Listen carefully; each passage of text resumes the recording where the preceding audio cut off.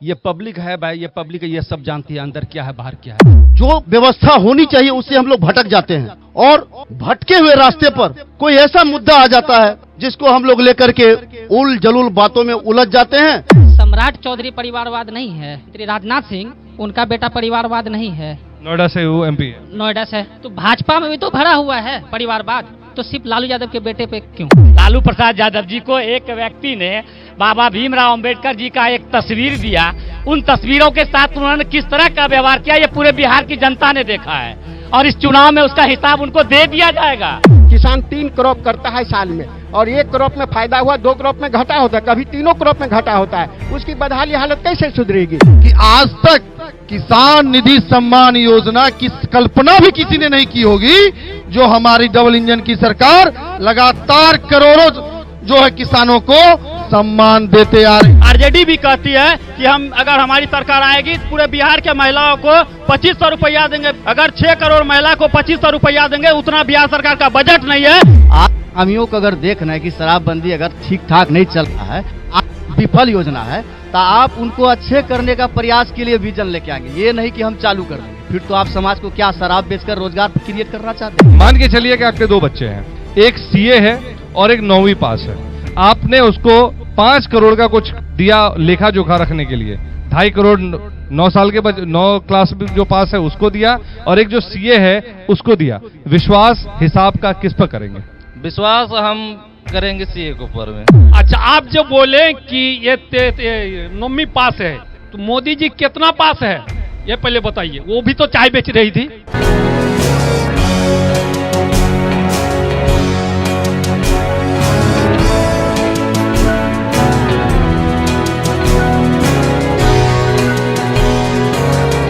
तो सवाल लेते हैं, ये कह रहे हैं कि किसानों के लिए कोई कानून नहीं बना। आपको क्या लगता है कि किस तरह का कानून आना चाहिए? किसानों पे ऊपर ध्यान क्यों नहीं है, जबकि पूरा देश अपना कृषि प्रधान देश है? देखिए, मैं तो BMW के तरफ से सभी जनता हसनगंज के और सभी लोग जो हमारे प्रखंड अध्यक्ष और जो भी हैं उनको मैं बधाई देता हूं कि ऐसे ऐसे कार्यक्रम हर जगह होनी चाहिए, जिसके लिए BMW बधाई के पात्र हैं। धन्यवाद सर आपका। हम लोग आजादी से अब तक जो देखते आए हैं उसमें भटक की राजनीति है। अभी हमारे जयलाल कुशवाहा जी बहुत अच्छी बात बताए, उनका बात को अच्छा लगा कि हम जो व्यवस्था होनी चाहिए उससे हम लोग भटक जाते हैं और भटके हुए रास्ते पर कोई ऐसा मुद्दा आ जाता है जिसको हम लोग लेकर के उल जलूल बातों में उलझ जाते हैं और समस्याएं जो हमारी है, जो 1947 से अब तक की जो समस्याएं हैं, उस पर हम लोग बात नहीं कर पाते हैं। चलिए, तो मैं आगे बढ़ता हूं थोड़ा। अब चूंकि भटक की राजनीति करना चाहते हैं, कुछ कहना चाहते हैं? आइए प्लीज, आइए सामने आ जाइए, आप कुछ कहना चाह रहे हैं? सर, सबसे पहली बात कि हम लोग को ये जानकारी होना चाहिए कि हम लोग ये जो स्थानीय जो प्रॉब्लम है उस पे बात होना चाहिए। बिल्कुल बिल्कुल, हम उसी लिए ले आए। स्थानीय समस्या का सबसे बड़ा प्रॉब्लम यहाँ पे है कि आप पास में चला जाइए, यहाँ हसनगंज चौक, सेंट्रल चौक से आप गोविंद चौक के चला जाइए, आपका रोड जर्जर मिलेगा। आप नवादा से दुआ से चला जाइए, रोड जर्जर मिलेगा। सेंट्रल चौक से आप कोढ़ा जाने वाली प्रखंड है, 2 प्रखंड को जोड़ती है आपस में, वहाँ चला जाइए। 2017 के बाढ़ में क्षतिग्रस्त हुआ, आज तक नहीं बना। हमारे विधायक जी 2005 से लगातार वो विधायक हैं, 17 महीना उप मुख्यमंत्री रहे, उसके बाद वो मुख्यमंत्री भी रहे, उसके विभाग उसको वित्त मंत्री था। आज तक उसने क्या किया? बीजेपी वाले से मेरा ये सवाल है। बीजेपी वाले से सवाल है, लेकिन बीजेपी वाले से एक सवाल है, उससे पहले एक सवाल आपसे लेंगे। क्या बीजेपी भटकाव की राजनीति कर रही है ये एसआईआर को लाके और उस पर? ये क्या कर रही है या नहीं कर रही है, ये जनताओं से छिपा हुआ नहीं है। एक गाना है, ये पब्लिक है भाई, ये पब्लिक है, ये सब जानती है अंदर क्या है बाहर क्या है। अभी हमारे भाजपा के प्रखंड अध्यक्ष हमारे भाई राजू जी ने बोला कि ये सबको लेकर के चलने की बात कर रहा है, बीजेपी सरकार कर रही है। और जहां तक देश का बंटवारा का सवाल उठता है, देश के बंटवारे में मुस्लिम लीग और सावरकर का हाथ था। कि देश का बंटवारा हो, खैर जो भी हो, पाकिस्तान अलग हो गया, जयमंगला अलग हो गया, लेकिन जो है यहाँ जो भी लोग रह रहे हैं वो भारत के नागरिक हैं। First of all he is a citizen of India. तब वो जो है हिंदू है, मुस्लिम है, सिख है, ईसाई है। सवाल ये उठता है कि सबों को ले जाने की बात जहां तक है, तो मैं पूछना चाहता हूं, इंद्र मेघवाल एक दलित का बच्चा जो स्कूल में पढ़ता था, एक सवर्ण शिक्षकों के घड़े को छू लिया पानी का, उनकी हत्या करने वाला कौन था? मैं पूछना चाहता हूं कि निर्भया कांड हुआ, सारे गोदी मीडिया वाले उछल उछल करके बता रहे थे, लेकिन उसी जगह पर हाथरस में जब वाल्मीकि महर्षि वाल्मीकि इसके साथ नाम बोल रहे हैं, वो जो अच्छा समझ गया, वाल्मीकि के साथ जो हाथरस कांड जो हुआ, उसमें सारे गोदी मीडिया चुप क्यों थे? चलिए सवाल कर रहे हैं कि गोदी मीडिया क्यों चुप? सुना जाए तो समय देंगे, इतना समय नहीं। जी आप बोलिए। अरे ये जो जाति को बांटने वाला बात करता है, पिछड़ों महादलितों को बात करते हैं, ये अभी फिलहाल ही में आपको याद होगा कि हमारे पूर्व के यहाँ के मुख्यमंत्री लालू प्रसाद यादव जी को एक व्यक्ति ने बाबा भीमराव अंबेडकर जी का एक तस्वीर दिया। उन तस्वीरों के साथ उन्होंने किस तरह का व्यवहार किया ये पूरे बिहार की जनता ने देखा है, और इस चुनाव में उसका हिसाब उनको दे दिया जाएगा। उनके अपने पांव तले रख करके उनका अपमान किया गया, और आप यहाँ की जनता का सम्मान की बात करते हैं। बीजेपी से, और हमारे आप बीजेपी से हैं, ये बताइए, वो कह रहे हैं कि काम नहीं हुआ, उस पर क्या बोलेंगे? चलिए वो तो बात हो गई, हसनगंज से वो बात चली गई नेशनल लेवल की, वो उनका सवाल है कि सड़क नहीं बनी, इस पर क्या बोलेंगे? ऐसा कौन सा सड़क नहीं बना है? यहाँ से जब कटिहार चलते हम ले रहे हैं उसका, सेंट्रल चौक से है जो वो मेंटेनेंस में है, जहाँ भी टूटता फूटता उसको मेंटेनेंस करेगा ही, और क्या ही जा रहा है, मतलब प्रक्रिया में है, प्रक्रिया में है। जो कहीं तो हल्का फुल्का टूटा है उसको किया जाएगा, उसको जो ठेकेदार संवेदक है उनको 5 साल का जो समय दिया जाता है, उसके अंदर में सारे काम उसको करना है।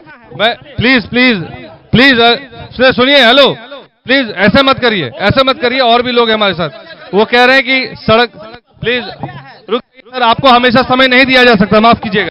आप ये बताइए कि वो जो कह रहे हैं सड़क की बात, और वो कह रहे हैं मेंटेनेंस की बात, वो मेंटेनेंस की बात कर रहे हैं। आप ही के नेता से पूछ रहे हैं, आप ही के नेता से पूछ रहे हैं। आप अपनी जगह पे जाइए ना सर, देखिए ऐसे मत करिए प्लीज। एक मिनट सुन लीजिए सर, बोलिए। एक मिनट रुक जाइए।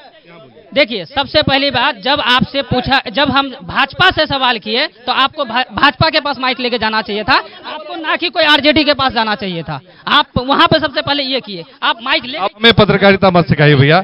हम सवाल आपसे इसलिए कर रहे हैं क्योंकि आपने जो कहा उस पर हमने पूछा कि सहमत कितने हैं, फिर भाजपा के ही लोग से पूछ रहे हैं हम।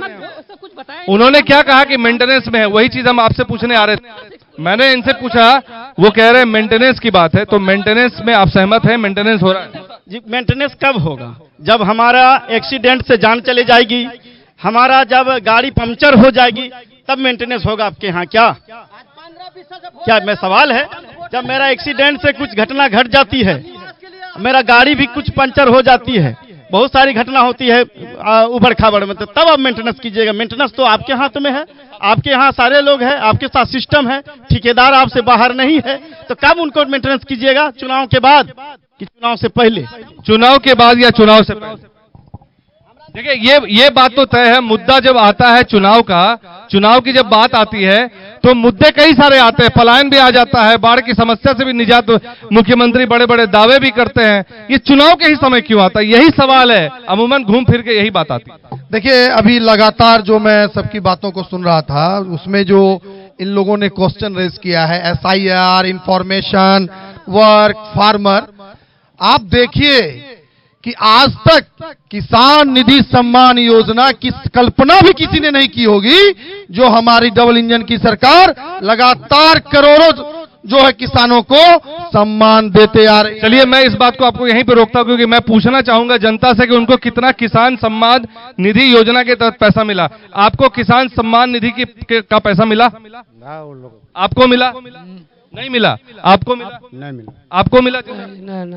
देखिए, ये कह रहे किसान निधि सम्मान का पैसा नहीं मिला, अब इस पर क्या बोलना चाहेंगे? आप ही से सवाल।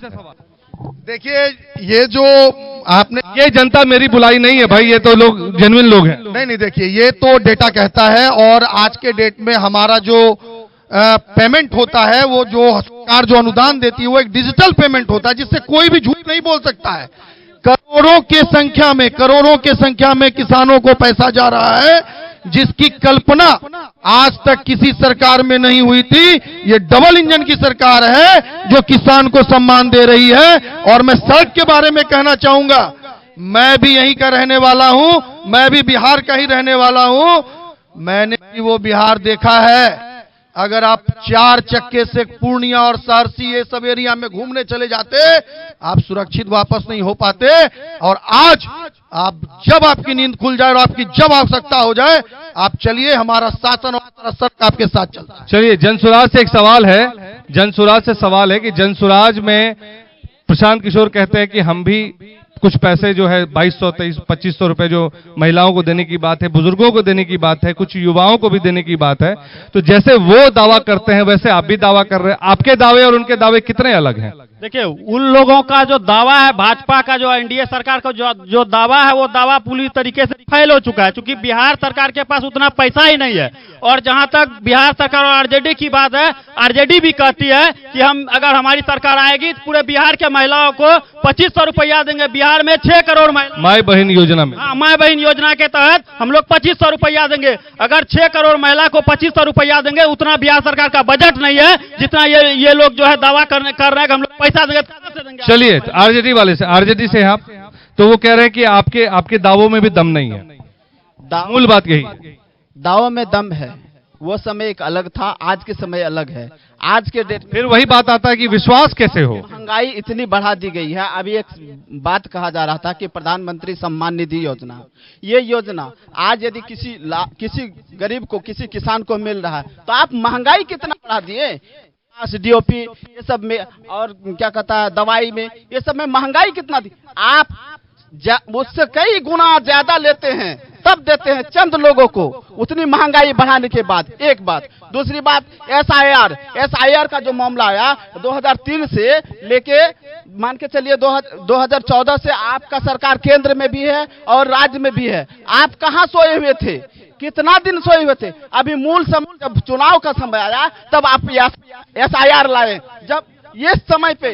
चलिए, महंगाई की बात कर रहे हैं, महंगाई की बात कर, चलिए आपसे सवाल लेते हैं। महंगाई पे बता दीजिए कि महंगाई उस समय भी थी, आपकी सरकार ने हल्ला किया महंगाई और आप सरकार में आ गए भाजपा के लोग। अब ये बताइए कि महंगाई आज भी है, जबकि क्रूड ऑयल भारत सस्ता खरीद रहा है, फिर भी आज हमें 100 रुपए प्लस वो मिल रहे हैं, और यही चीज मुद्दा लेके वो सरकार में आए थे। आप बताइए इस पर क्या बोलेंगे? हम सभी विषय पर बोलेंगे। जैसे हमारे पहले इसी मुद्दे पे बोले क्योंकि और लोग भी हैं सर, प्लीज। सर, कुछ बिंदु को हमारे सवाल किया तो जरूर बोलिए भी बोलेंगे।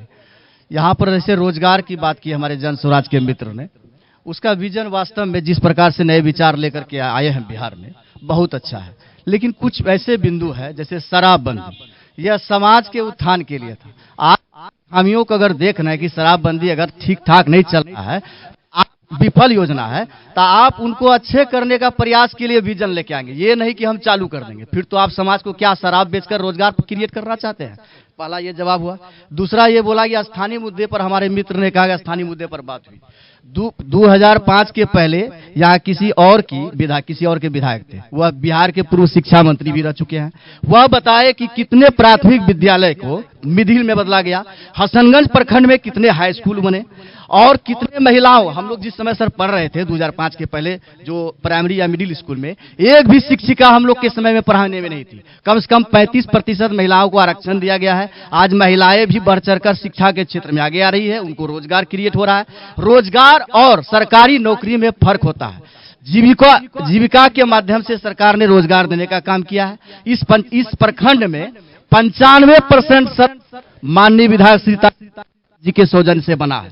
जी हाँ, हमारे मित्र ने बोला कि कुछ सड़कें अभी बदहाल हुई है, वह खंडहर में तब्दील हुई है, यह बात भी सत्य है। लेकिन जिससे एक कहावत है कि काम जिसने किया है, मेरा भी मन कभी कभी करता है उन लोगों के विचारों से हम प्रभावित होकर उधर चल जाए। लेकिन एक कहावत है सूरदास की, मेरो मन अनंत कहाँ सुख पावे, जैसे उड़ी जहाज को पंछी फिरी जहाज पर आवे।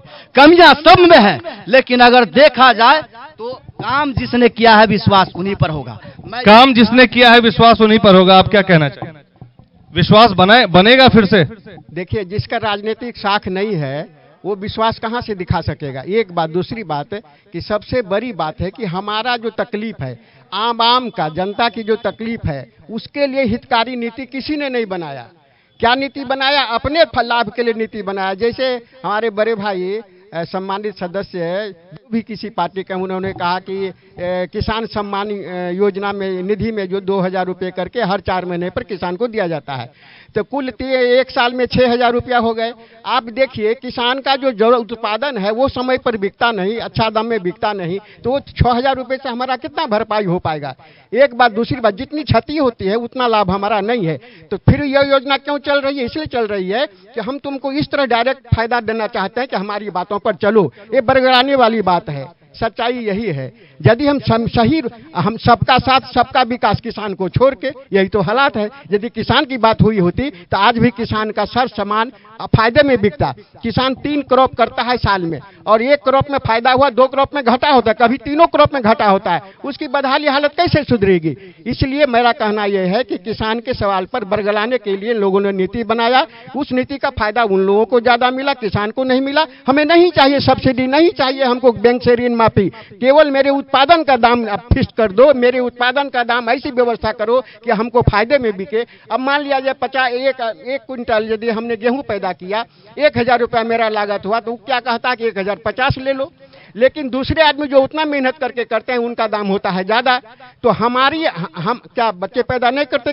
बच्चे किसान पढ़ाते नहीं, देशाटन नहीं करते, वो बीमार नहीं पड़ते। तो इनका जो मूल्य होना चाहिए वो हमारे उत्पादन पर तो मिलता नहीं है। ये सबसे बड़ी खामियां है भारत के राजनीति में। यह तब सुधार होगा जब किसान की नेता बन के जाएगा, तब। किसान जब तक किसान नेता बन के जाएगा। अब मैं आरजेडी के प्रखंड अध्यक्ष से बहुत देर से सवाल करना चाह रहे हैं। मेरा आपसे यह कि कह रहे हैं कि किसान जब तक नेता बन के नहीं जाएगा, तो देख रहे हैं कि लगभग पार्टियों में युवाओं को मौका नहीं दिया जा रहा। इस पर क्या कहेंगे? युवा क्यों नहीं आ रहे और ना ही किसान को मौका दिया जा रहा? किसान आज पूरे भारत में किसान परिवारवाद की बात सबसे ज्यादा आरजेडी पे आरोप लगते हैं। हर एक पार्टी में कहां पर परिवारवाद नहीं है? बीजेपी में अमित शाह का बेटा पॉलिटिक्स में नहीं है। पॉलिटिक्स में नहीं है तो किस माध्यम? वो क्रिकेटर थे क्या? उसको खेल सचिव का सेक्रेटरी जो बनाया गया बीसीसीआई का, कैसे? इनडायरेक्टली। मैं यदि अभी मेरा पिता यदि सीएम है तो क्या हमको डायरेक्ट हमको कोई आईएएस काम कर दे पोस्ट? प्रशांत किशोर जो कहते हैं कि लालू यादव अच्छे पिता हैं, आप मानते हैं कि अच्छे पिता आप चाहेंगे कि वो बने तेजस्वी यादव? हाँ। अब मेरा एक सवाल का जवाब दे दीजिए। आपके सपोज की आपकी शादी होगी? जी हाँ। कितने बच्चे हैं? 1 बच्चे हैं मेरे। 1 बच्चे। मान के चलिए कि आपके 2 बच्चे हैं, एक सीए है और एक 9वीं पास है, ठीक? सवाल समझिएगा। आपने उसको 5 करोड़ का कुछ दिया लेखा जोखा रखने के लिए, 2.5 करोड़ 9 साल के 9 क्लास जो पास है उसको दिया, और एक जो सीए है उसको दिया। विश्वास हिसाब का किस पर करेंगे?